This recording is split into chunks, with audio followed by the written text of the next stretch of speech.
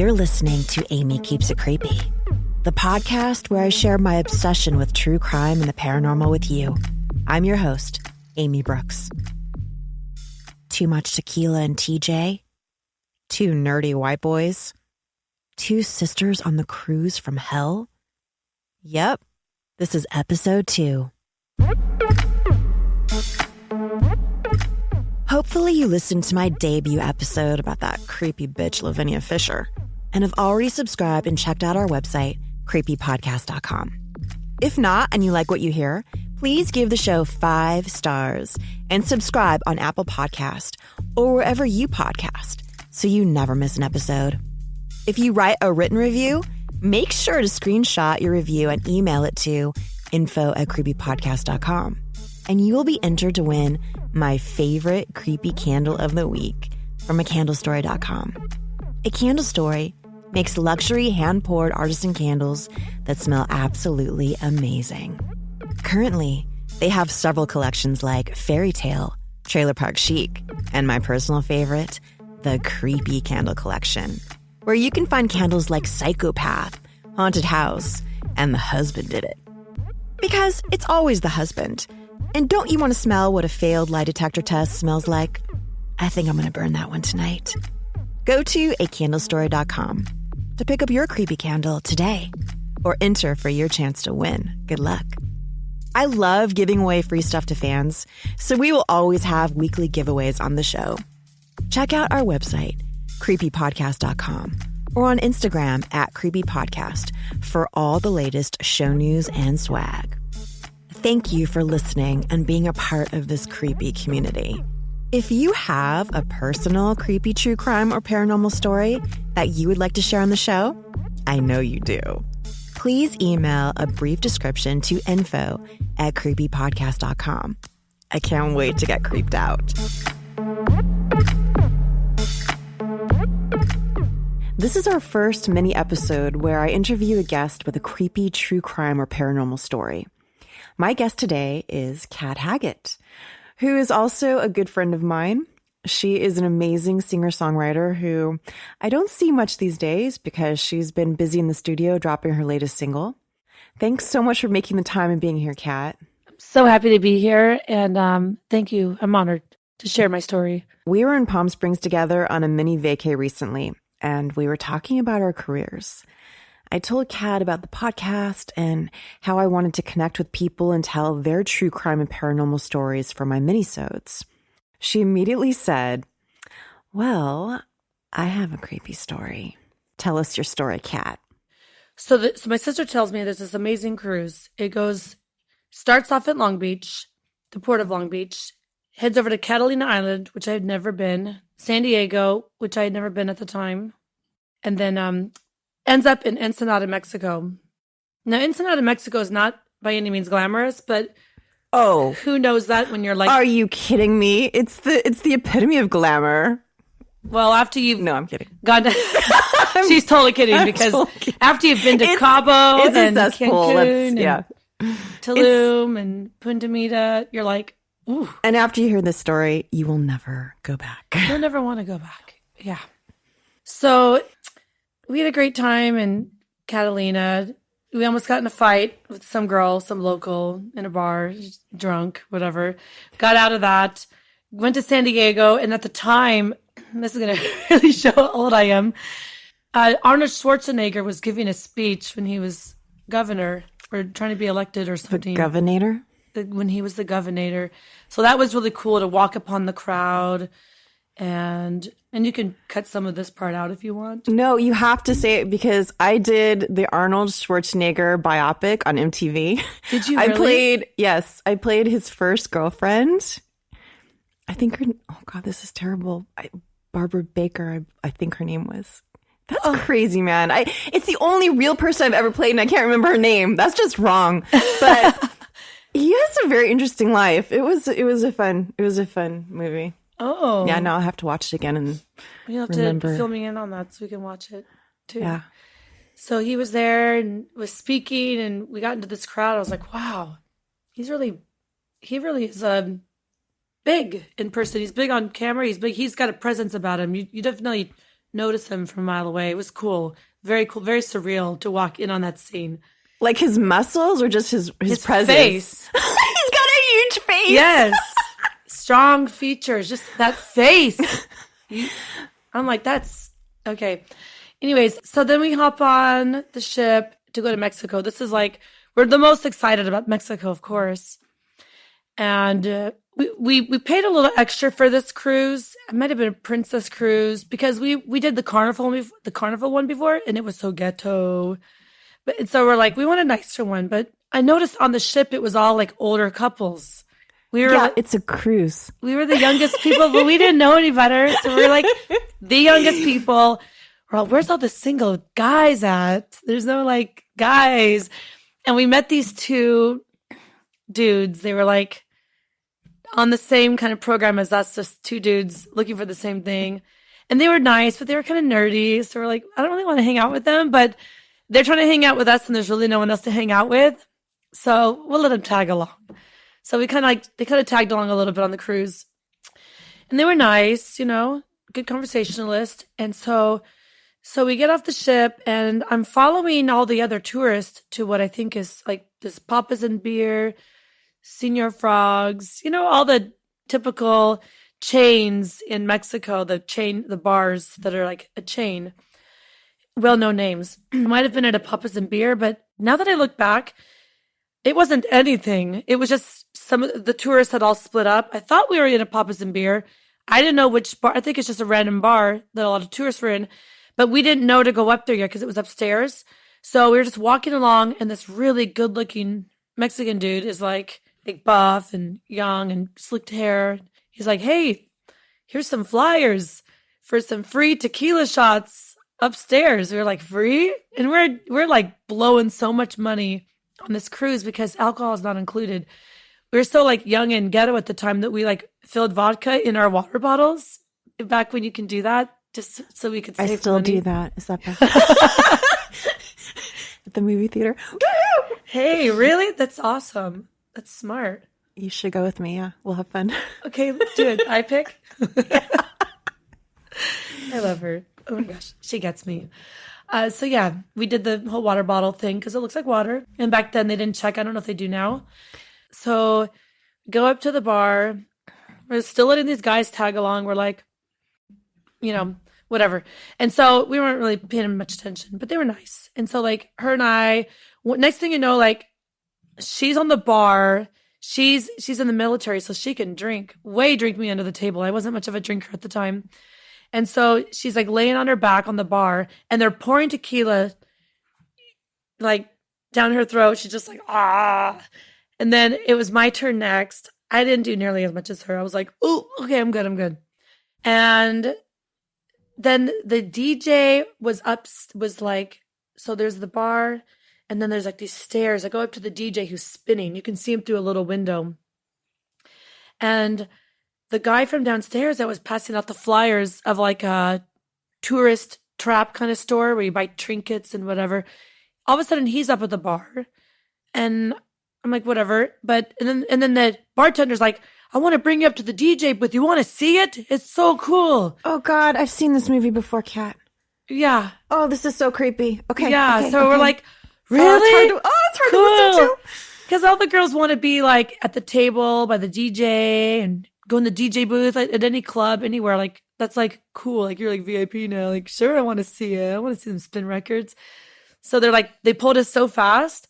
And the two guys that we were with, I noticed these women that work in the bar, like waitresses or whatever, they were wearing dresses. They were like dancing and like pulling the guys away from us, trying to create a diversion, like a distraction from us. Next thing you know, we're in the DJ booth and there's the guy from downstairs, the DJ and the bartender. One of them like comes towards me and starts like pulling off his belt, like undoing his pants. And I'm like, whoa, no, you get the wrong idea. And I tried to get out of there and they had locked the door. And my sister I think she's just so wasted. I didn't realize that we had just been drugged. Because I'm like, wow, I didn't have that much, maybe a shot worth. And that's I'm like, when you started feeling it. Yeah, okay. I started like, it's almost like the lights were turning off and on with my eyes. And I got like dizzy and wonky feeling, and my sister was just flat on the ground. And she was like pretty much knocked out, and this guy was like, we both had belts on, and the guy there was two guys on me, one guy on my sister, because she was an easier target. I was harder because I was like fighting back because she had more of the drug that was in the tequila, and that we didn't know, obviously. So she's on the ground like this, and he's like trying to rip her pants off like this. And then like with me, this guy tries to stick his hand on my pants because he can't pull down my pants. And then the guy in front of me is like undoing. I was like, oh shit.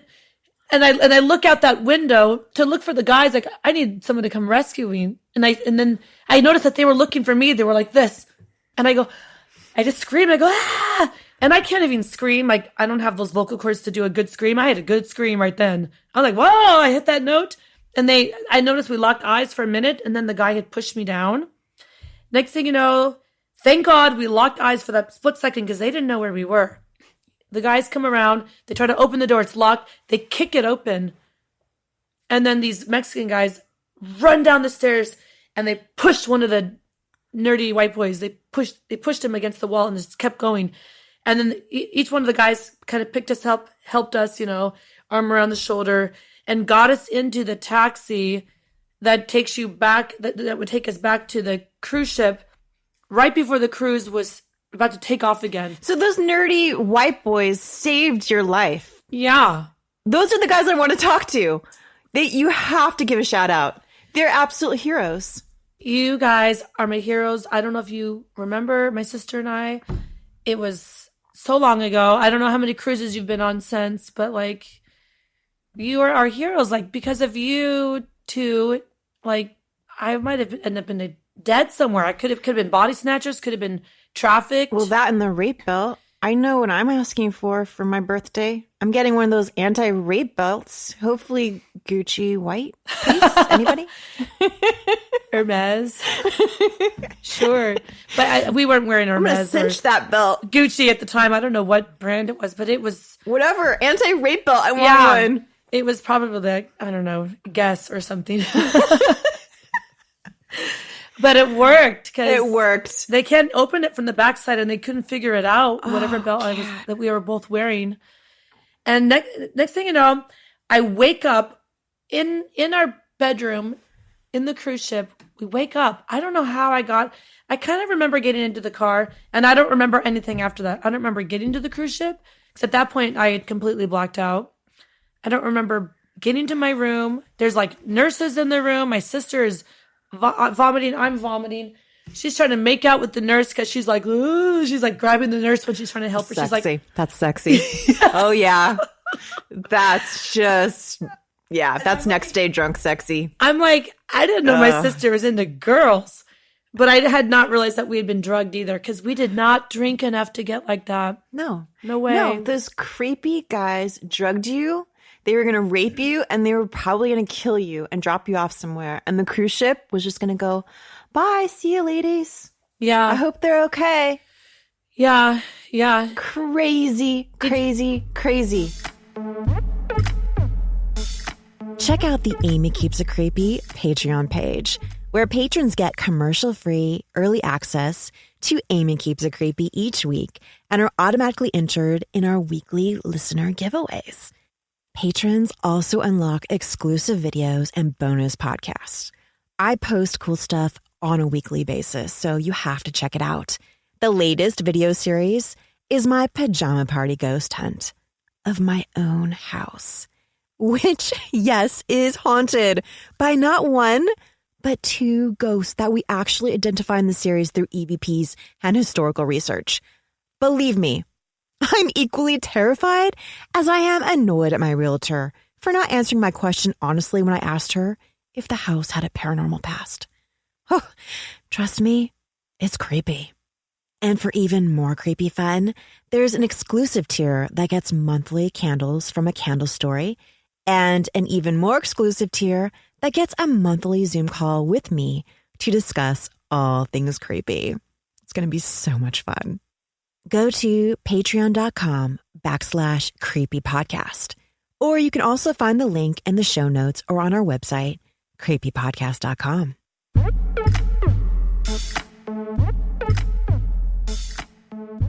I know we make light of things on the show, but we're really for victim rights and we're advocates for the police department. My dad was a cop. I mean, this is so real to me. But Kat, there's more. Yeah, there's more. There's more. It gets creepier. This is when I have to take another sip of Prosecco. Yeah.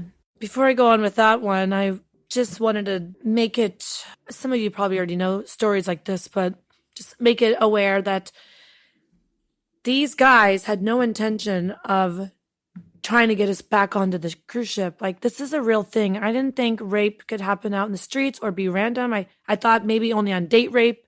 The guy gets frustrated at the end of the night and he's like, come on, baby, kiss me. Like somebody that you know. I didn't think that you could just be, you see these stories on TV and you're like, that'll never happen to me. That's not real. That's sure. Like when you're put in that position, it changes your reality and your whole perspective on everything. And then you read stories how first you get raped and then they sell you to sex trafficking, then drug you up. And then when you're not good enough for that anymore because you're used up and washed up, then they, there's a big thing in the black market for the organ stealing, organ donors, like they take their organs out, then they clean out the insides of your body and they fill you with drugs and they smuggle you across the body. There's you can do so much with one human life, so much to make income down there. It's dirty income. Sex trafficking, drug smuggling, organ stealing, millions of dollars worth in organ stealing. It's disgusting, but it's real. Like they could have done all kinds of things with us. There's no way we would have ever survived without those two guys. So I'm forever grateful. And I know that I know I'm meant to be here. If I ever could see those two again, I would just love to thank them and expose who they are because they're amazing. Very brave to kick open a locked door and to look for us when we hardly knew them. They're absolute heroes. And I'm never leaving my house again. We're just going to stay right here. And All drink right. Prosecco. Cheers to that, baby. Cheers. But there's more to this story because the story gets more intense. So I'm telling one of my friends about this story, and it's somebody that I met through my friend. So I don't know where this person is anymore, but they had gone down. They lived in San Diego, and San Diego's very close to cross the border. It's like 30 minutes.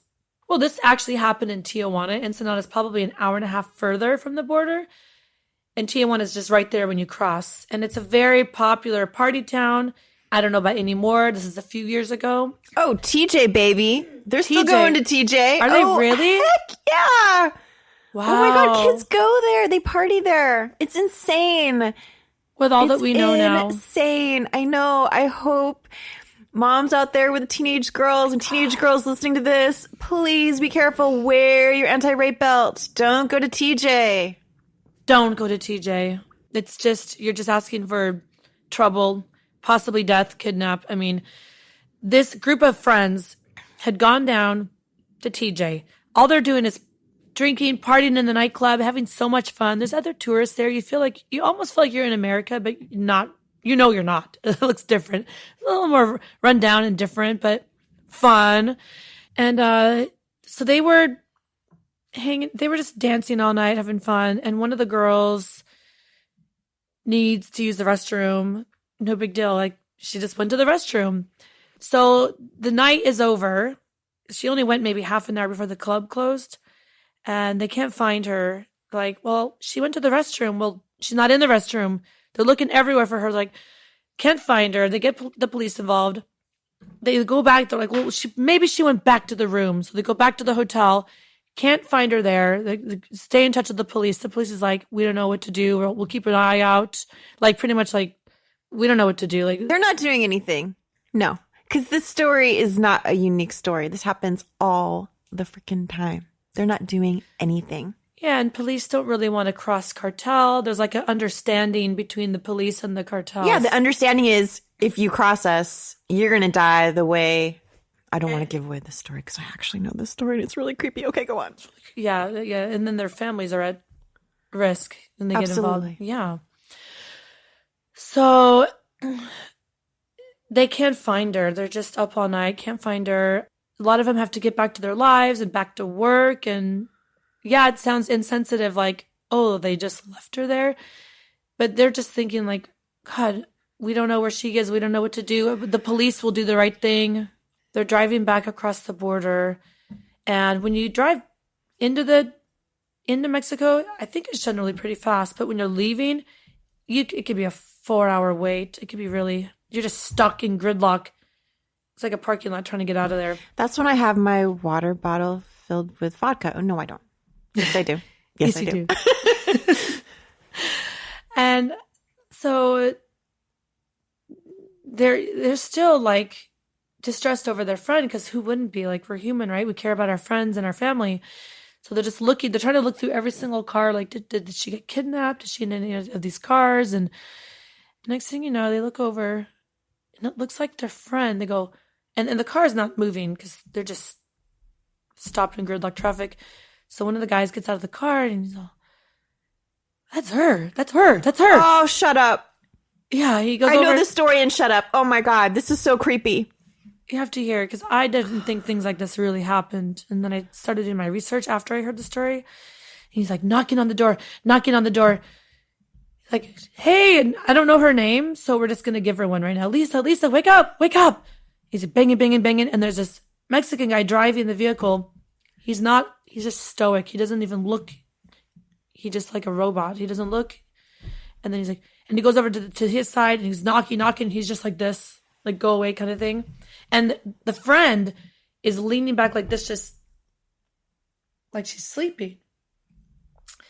And so he won't open the window or the door. So he runs over to the border and grabs one of the officers and says, "My friend's in there. My friend's in that car. He's kidnapped my friend. My friend's in that car. She's sleeping or drugged, but my friend's in that car." So they were like, "Sir, roll on your window." And so he did. And then the friend's there, and they can't wake her up. And she's just stone cold. She's like rock hard. Like, what? She's not even, like, she doesn't even have a pulse. Oh my God. They get her out of the car, and they had noticed the whole back of her body from the neck all the way down to the bottom of the spine had been like stripped, like cut and sewn. This is so creepy. Yeah, and they cut it, they open it, and there's all these like individual bags of just drugs, like cocaine and all kinds of drugs, pills. She just full, her whole torso is full of just drugs and pills. Her whole torso, they took it out. They probably used her organs because there's so much money in organs. They probably used her organs to sell them, then filled her body with drugs, because that's a typical scenario. And that's one of the ways they're smuggling drugs through the border. Oh, it's so creepy. Yeah. And twofold, it's like, not that I've ever done cocaine, but if I ever did cocaine, and yes, I did cocaine, but I didn't. Mm-hmm. Did I do body cocaine? Did I do cocaine that was in some chick's body? Oh, that is so creepy. Oh my God. I never thought about it. I never thought about it like that. That's so gross. I mean, that kind of ups the ante in every Hollywood party I've ever gone to. Yeah, and it can be dudes too. I don't know if they're raping dudes, but they can easily kill a dude just to get his organs. Absolutely. Some drunk dude that's like, passes out. Yeah.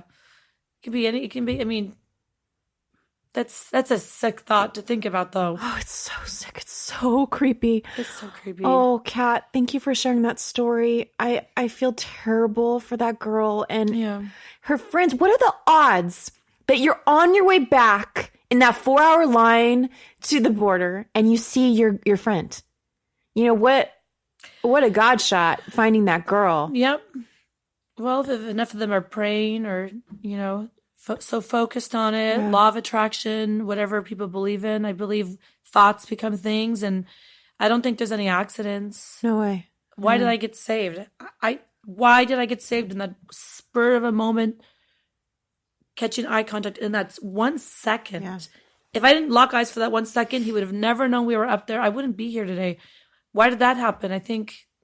Oh, Kat, I'm so glad you're here with me today. Me too. I'm glad I didn't get raped either. Oh my God, no, that would have been a bummer. Okay, I have something special for you, Kat. Thank you so much for doing my podcast. And to celebrate, I got you a flashlight stun gun. Oh my God. Every chick should have a neon pink flashlight stun gun. I keep this in my purse. I'm going to get an anti-rape belt, so but this excited. is like could be part of your collection. It is 50,000 volts, so please don't play with this. But yes, right in the neck, get some creepy bastard. Yes. It's not a vibrator. No, it's not a vibrator. No, please. Please, that would be another creepy podcast. Thank you so much. God, thank you so much. You're I'm welcome. so happy. You're welcome. You're welcome. I can't wait to use this. Hopefully I never have to. I'm so glad you didn't die in Mexico and were used as a luggage for cocaine, body luggage. If you share my obsession with creepy things, please subscribe and leave us a review. If you screenshot your review and email it to info@creepypodcast.com, you will be entered to win your very own hot pink stun gun signed by me. Please check out our website, creepypodcast.com, for all the terms and conditions. Winners will be contacted directly and announced on our Instagram page at Creepy Podcast. Thanks for listening.